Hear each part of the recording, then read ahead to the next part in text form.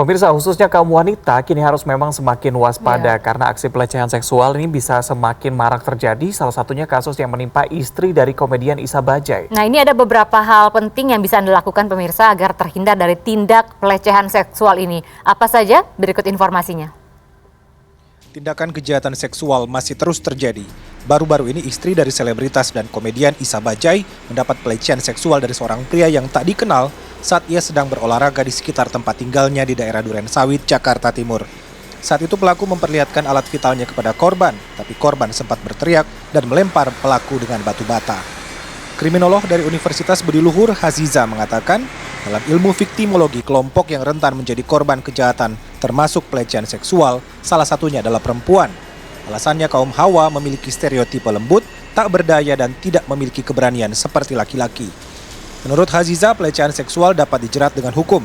Tapi hukum di Indonesia sangat terkait dengan situasi yang ada di masyarakat.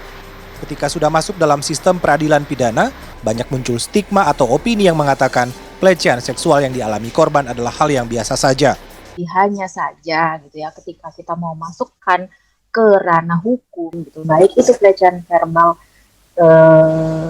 terhadap perempuan, bahkan ada juga pelecehan verbal terhadap laki-laki gitu. Cuma kalau kita langsung masukkan ke dalam sistem peradilan pidana, kita mau lapor, akhirnya kan banyak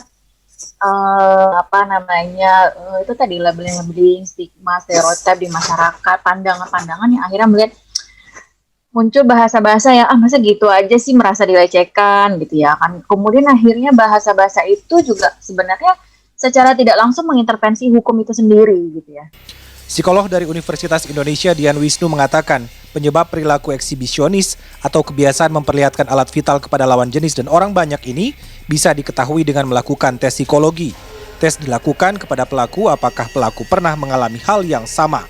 Misalnya juga orang-orang yang melakukan kondisi ini adalah orang-orang yang suka mendominasi orang lain, tidak punya empati, ya cenderung secara impulsif atau tidak bisa mengontrol agresinya, terutama agresi dalam berhubungan seksual.